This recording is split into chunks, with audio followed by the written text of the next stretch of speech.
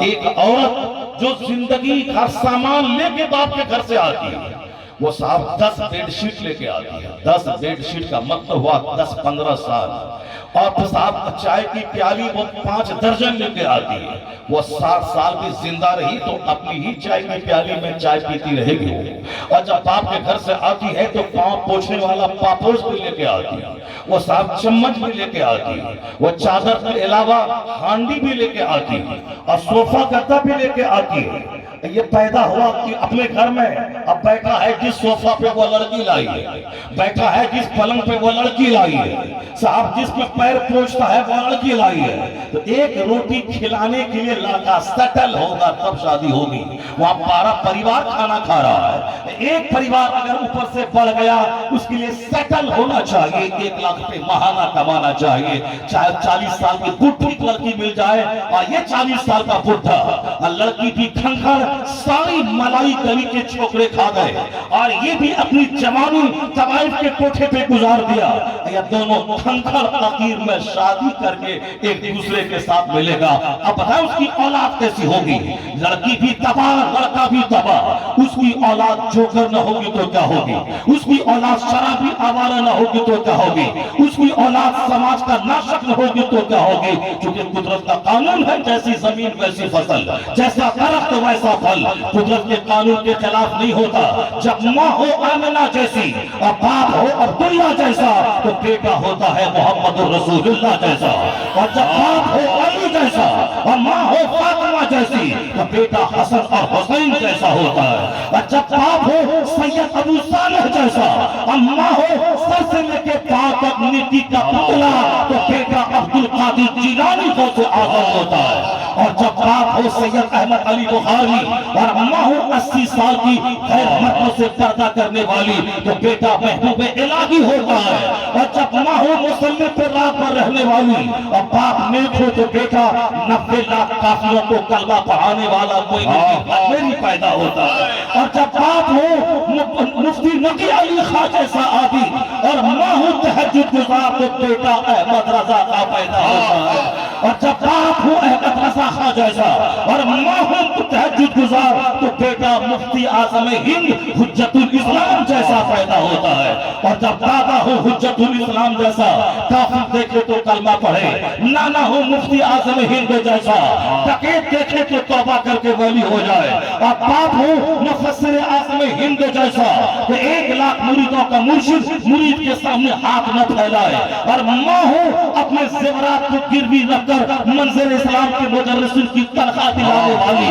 جب ماں لاجواب، باپ لاجواب، دادا لاجواب، نانا لاجواب، اسی کوک کا بچہ اختر رضا کا اظہری ہے۔ نعرہ تکبیر، نعرہ رسالت، خیر الورا کانفرنس، جشن دستار بندی، حضرت علامہ شہر یا رضا صاحب قبلہ۔ اپنے سماج پہ رحم کیجیے، اپنے سماج پہ رحم کیجیے، اپنی نسلوں پہ رحم کیجیے۔ شادی صرف مستی کے لیے نہیں ہوتی ہے۔ 4 دن کا بخار گورا چہرہ کالا کر دیتا ہے، 5 دن کا لوز موشن چمڑے کو ڈھیلا کر دیتا ہے۔ اگر نہیں کر دیتا ہے تو جہاں پاگل بن کے شادی کیا تھا، نہیں میں مر جاؤں گا، وہ نہیں ملی تو میں مر جاؤں گا، باپ نے شادی کرا دیا، ٹھیک ہے چلو 10 دن 20 دن 50 دن 100 دن کے بعد کیوں اس کو چھوڑنا چاہتا ہے؟ کیوں طلاق دینا چاہتا ہے؟ جب جس کے لیے تو پیدا ہی ہوا تھا، وہ نہیں ملی تو میں مر جاؤں گا، دیکھا وہ نیٹ میں چیٹنگ کیا، پاگل ہو گیا، اسی سے شادی کروں گا۔ وہ انٹچڈ لڑکی ہے، چاہے 10 حمل اس کا گر چکا ہو، لیکن وہ انٹچڈ ہے، اچھوت ہے، تم نشے میں بول دیے شادی کر لی۔ اب یہ بتاؤ کہ 1 سال کے بعد طلاق کیوں دے دی؟ 99% شادی جو اس طرح مجنون بن کے ہوتی ہے 99% کامیاب نہیں ہوتی ہے، یا تو طلاق بھی ٹوٹ جاتی ہے، یا اگر زندہ ہے بھی تو وہ ایک مردہ بن کے زندہ رہتا ہے، مردہ بن کر، یعنی عورت کا غلام بن کر ان کے سامنے وہ گھٹنے ٹیک دیتا ہے۔ اب وہ گھر لڑائی کا اڈا اور اکھاڑا بن جاتا ہے، اور وہ ہمیشہ دن رات تناؤ کشیدگی رہتی ہے، یا تو لڑکا بھاگ جاتا ہے یا لڑکی زہر کھا کے مر جاتی ہے۔ کوئی رشتہ کامیاب ہوتا ہے، باقی اس طرح جنون والا رشتہ کامیاب نہیں ہوتا ہے۔ رشتہ وہ کامیاب ہوتا ہے جس رشتے کو ماں باپ اپنی پسند سے سماجی دستور کے مطابق جو رشتہ ہوتا ہے اس رشتے میں ٹھہراؤ ہوتا ہے، اسٹیبلٹی ہوتی ہے۔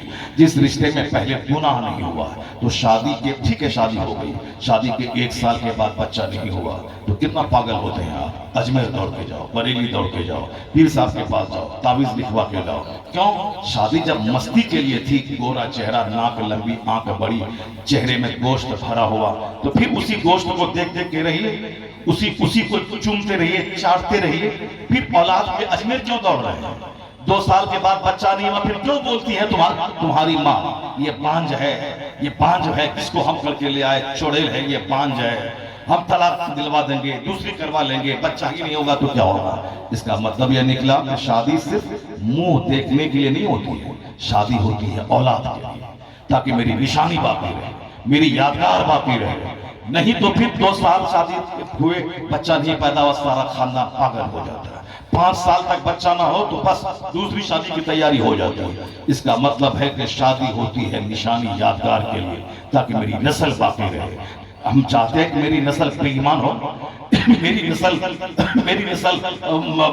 سنیما باز ہو، میری نسل جوا باز ہو، میری نسل حرام خور ہو، میری نسل دوسروں کو تباہ کرنے والی ہو، کبھی نہیں چاہیں گے۔ جب بیٹا شرابی پاپی ڈکیت بنتا ہے تو باپ کیا بولتا ہے؟ یا اللہ میں اولاد ہی نہیں ہوتی، میری بیوی بانج رہتی، میں نپوتر ہوتا، نہیں ہوتا میرا کوئی بیٹا، مگر یہ ناک کٹوا رہا ہے، جب بھی دیکھو پولیس والا آ رہا ہے، جیل میں جا رہا ہے، ناک میں دھم کر دیا اس نے، میری ناک کٹوا دی، سماج میں منہ دکھانے کے قابل نہیں رہا۔ اس کا مطلب ہے کہ ہر باپ چاہتا ہے بیٹا ہو، اچھا بیٹا ہو، جو میرا نام روشن کرے، جو میرا نام روشن کرے، جو میری اچھی نشانی بن کے آئے۔ ڈکیت اولاد سے بہتر ہے کہ اولاد ہی نہ ہو، تو فرما بردار اولاد ہوگی کیسے؟ نیک اولاد پیدا ہوگی کیسے؟ تو حضور نے کہا تھا کہ صرف مال دیکھ کے نکاح مت کرنا، صرف خاندان دیکھ کے نکاح مت کرنا، صرف حسن دیکھ کے نکاح مت کرنا۔ حضور کا آدیش موجود ہے، لا تزوجوہن لحسنہن، یعنی ان کے حسن کو دیکھ کر ہی نکاح مت کرنا۔ سرکار نے کہا تھا وَلَا أَمَّةٌ صَوْدَاءُ ذَاتُ دِینٍ أَفْضَلُ، کالی کلوٹی دیندار عورت تیرے لیے بہتر ہے۔ تم دین کو ترجیح دینا، دین کا رنگ گہرا ہوتا ہے، چہرے کا رنگ آج ہے کل کالا، لیکن اخلاق کا رنگ گہرا ہوتا ہے، دین کا رنگ گہرا ہوتا ہے، عمر بڑھتی جاتی ہے، اخلاق کا رنگ گہرا ہوتا چلا جاتا ہے۔ حسن کو دیکھ کے جو شادی کرے، 2-4-10 دن کے بعد جب دوسری کمزوری اس کی، یعنی ضدی پن، چڑیل پن، پاگل پن جب ظاہر ہوتی ہے، دوسری اس کی کمی کمزوری، تو آدمی عورت نگاہوں سے گر جاتی ہے، سارے گھر میں گر جاتی ہے وہ۔ لیکن پہلے دیکھنے میں کالی کلوٹی تھی، لیکن کر لیا۔ جب دھیرے دھیرے اس کے اوصاف گھر والوں کے سامنے آتے ہیں، ماں کو ساس کو ماں سمجھنا، سسر کو باپ سمجھنا، شوہر کے پاؤں کے نیچے بچھ جانا، شوہر کے گھر کو اپنا گھر سمجھنا، ایک دن میں 50 بار سلام کرنا پڑے، اپنے شوہر کو چھوڑنے کے دروازے تک جا کے سلام کرنا، مسکراتے ہوئے دروازہ کھول کے شوہر کا استقبال کرنا، اپنی ساس کا پاؤں دبانا، ان کو اپنی ماں کی طرح عزت کرنا۔ وہ کالی گھر والوں کی رانی بن جاتی ہے، وہ سب کے دل پہ راج کرتی ہے۔ لوگ کہتے ہیں دیکھنے میں کالی ہے مگر دل بڑا اجلا ہے، سوچ بڑی اجلی ہے، کردار بڑا اجلا ہے۔ اس لیے تو حضور نے کہا تھا کالی کلوٹی عورت تیرے حق میں بہتر ہے۔ اور آج جب عورتیں بگڑنے لگی، ناک میں کم کرنے لگی، گھر کو نچوانے لگی، شوہر کو مارنے کی دھمکی دینے لگی، کیس مقدمہ کرنے لگی، تو آج لوگ کہتے ہیں کہ سب سے بہترین پنجی نیک عورت ہے۔ ورنہ اگر عورت غلط مل گئی تو آبرو مٹی میں ملے گی، ساری دولت برباد ہو جائے گی اور جیل میں جانا پڑے گا۔ جب مرد تباہ ہوئے، پہلے تو اپنا فارمولہ تھا، لڑکی چکنی چاہیے، لڑکی وائٹ چاہیے، لڑکی کی ہائٹ اچھی ہو۔ اور جب لڑکیوں کی وجہ سے شوہر جیل جانے لگے، جب گھر کا سکون غارت ہونے لگا، تب ساری دنیا تباہی کا تماشا دیکھ کے لوٹ کے آ رہی ہے۔ سب سے بہترین پنجی نیک عورت ہے۔ 4 دن بھوکا بھی رہو گے تو گھر میں چین سے رہو گے۔